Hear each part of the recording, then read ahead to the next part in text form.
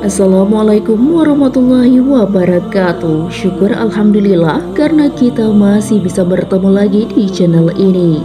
Saya doakan semoga kita semua selalu diberikan kesehatan dan rezeki yang berlimpah.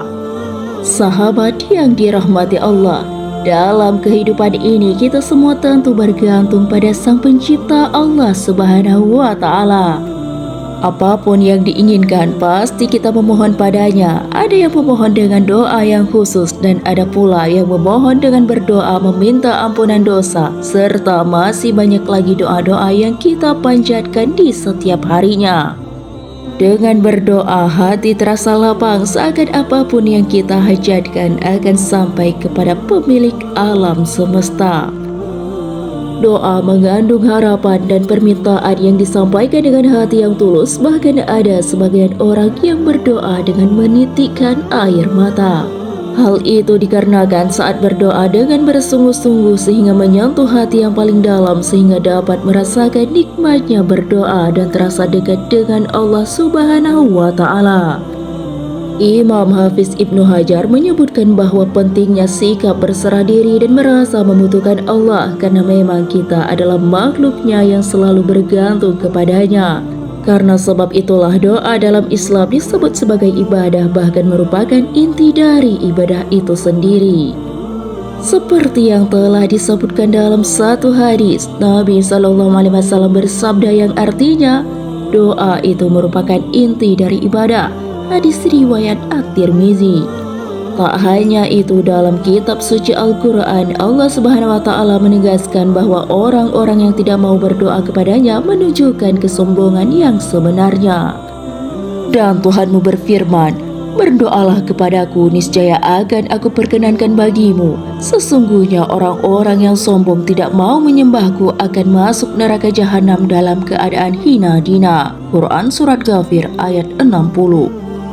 Akan tetapi terkadang masih ada yang berdoa dengan menggunakan kata atau kalimat yang terdengar lembut, namun sebenarnya tidak disukai oleh Allah Subhanahu wa Ta'ala. Banyak orang yang menganggap kalimat ini baik dan tidak tampak ada yang salah. Padahal sebenarnya kalimat tersebut dilarang oleh Allah Subhanahu wa Ta'ala dan Nabi Sallallahu Alaihi Wasallam. Sehingga apabila berdoa dengan menggunakan kalimat seperti itu tidak akan dikabulkan oleh Allah Subhanahu wa Ta'ala. Kalimat ini dilarang diucapkan dalam doa sebab terkesan merendahkan atau menghina Allah Subhanahu wa Ta'ala.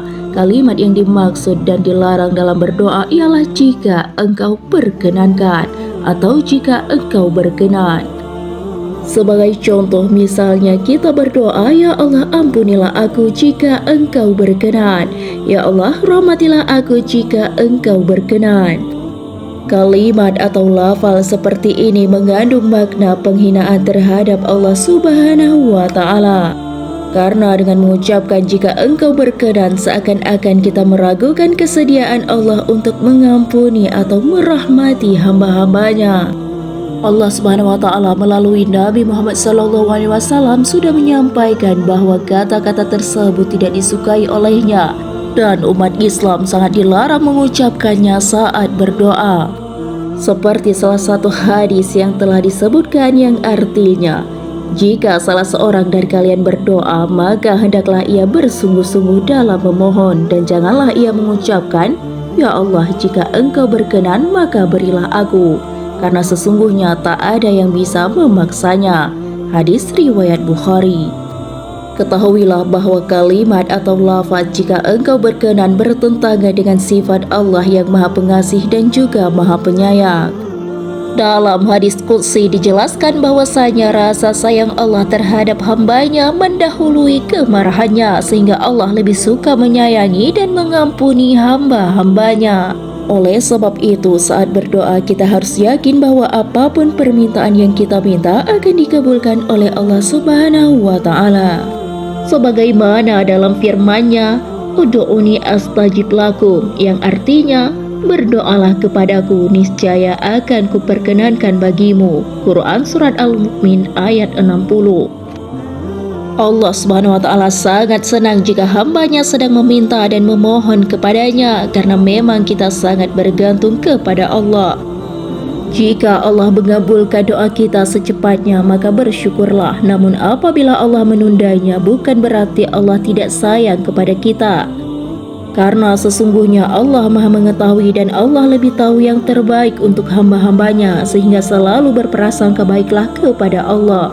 Namun hal-hal yang dilarang jangan dilakukan, seperti kata-kata yang dilarang ketika berdoa, agar doa-doa kita bisa segera diijabah oleh Allah Subhanahu wa Ta'ala. Itulah kalimat atau lafaz yang harus dihindari ketika berdoa, karena Allah tidak menyukainya dan ditakutkan doa yang kita panjatkan tidak terkabul. Semoga penjelasan ini bermanfaat dan selalu berdoa dengan baik dan benar agar segala hajat dan keinginan bisa dikabulkan Allah dan menjadi kenyataan.